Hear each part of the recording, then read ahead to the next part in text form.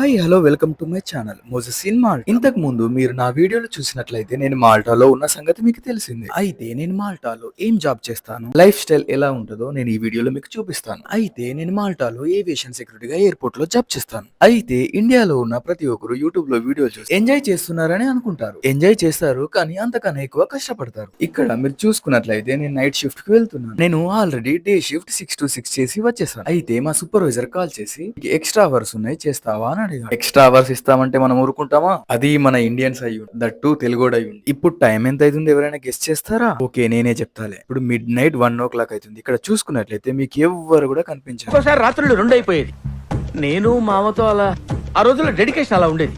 అయితే మాల్టాలో నేను ఉండే ప్లేస్ ఓర్మీ నుండి లూహా ఎయిర్పోర్ట్ వెళ్ళాలంటే ఆల్మోస్ట్ 4 కిలోమీటర్. నా రూమ్ నుండి ఆల్మోస్ట్ 2 కిలోమీటర్స్ వాక్ చేస్తూ వచ్చేసరికి నా దూల తిరిగిపోయింది. ఈ వీడియోలో నా ఫేస్ చూస్తే మీకు అర్థమైపోయింది. ఎందుకంటే ఆల్రెడీ డేలో వర్క్ చేసి వచ్చేసి మనం ఫుల్ గా టైర్డ్ అయిపోతుంది. ఆ తర్వాత ఫ్రెష్ అప్ అయిపోయి మళ్ళీ కుక్ చేసుకుని ఫుడ్ తినేసి ఇక ఇవన్నీ చేసేసరికి 2 hours అయిపోతుంది. నా షిఫ్ట్ వచ్చేసి నైట్ 2:30. నేను 1 o'clock కి స్టార్ట్ అయ్యాను నా రూమ్ నుండి. అంటే నేను పడుకున్నది ఓన్లీ జస్ట్ 4 hours.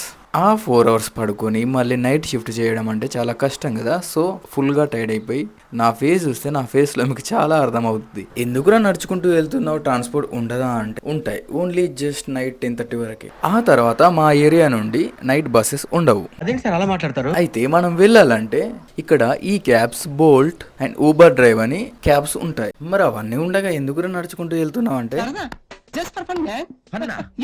అలానే ఏం లేదు గానీ బై వాక్ ఎక్స్పీరియన్స్ చేద్దామని ఇట్లా నడుచుకుంటూ వెళ్తున్నా. ఇది నా లైఫ్ లో మంచి గుర్తుండిపోయే ఎక్స్పీరియన్స్. నడుచుకుంటూ వెళ్ళడానికి ఇబ్బంది ఏం లేదు గానీ మాల్టాలో కొన్ని రోడ్ చూసుకున్నట్లయితే కొన్ని స్ట్రీట్స్ లో రోడ్లు వచ్చేసి ఎత్తుగా ఎక్కడం ఇంకా కిందికి దిగడం అట్లాంటివి ఉంటాయి. మాల్టా యొక్క విస్తీర్ణం చూసుకున్నట్లయితే ఆ పొడవు వచ్చేసి 27 కిలోమీటర్ల పొడవు, ఇంకా వెడల్పు వచ్చేసి 15 కిలోమీటర్లు. సో తిప్పి కొడితే మాల్టా మొత్తం 1 week లో తిరిగేయచ్చు.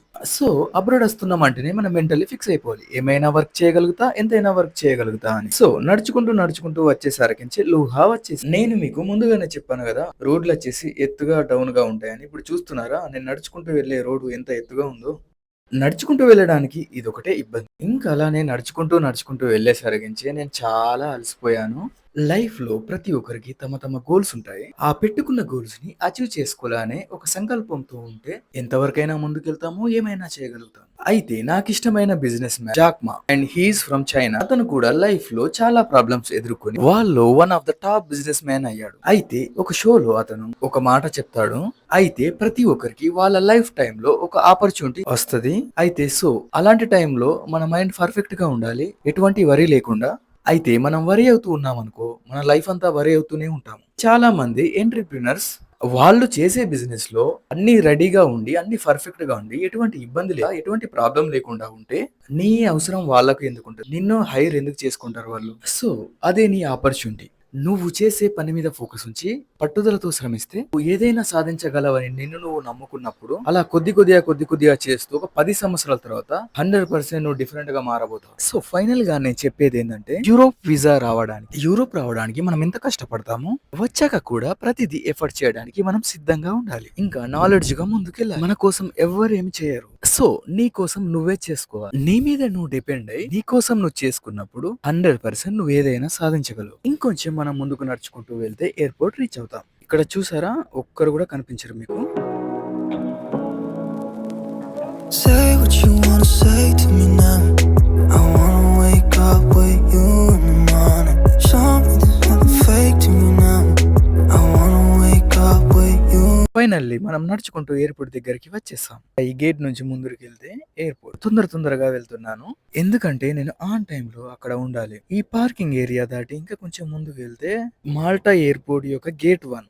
ఈ గేట్ నుండి ఓన్లీ ఎయిర్పోర్ట్ స్టాఫ్ ఎంప్లాయర్స్ మాత్రమే వెళ్తారు. ఇదే మాల్టా ఎయిర్పోర్ట్ గేట్ 1 మేము వెళ్ళేది. ఇంకా ఫైనలీ నేను వచ్చేసాను. ఇక్కడ కూర్చున్నాడు నా ఫ్రెండ్ అబ్రర్, నాతో జాబ్ చేస్తాడు ఇక్కడ. ఆ ఎయిర్పోర్ట్ లోపల మా వర్క్ లొకేషన్ కి తీసుకెళ్లడానికి మా షిఫ్ట్ లీడర్ మమ్మల్ని ఎస్కార్ట్ చేస్తారు. ఫైనల్లీ నేను వచ్చేసాను.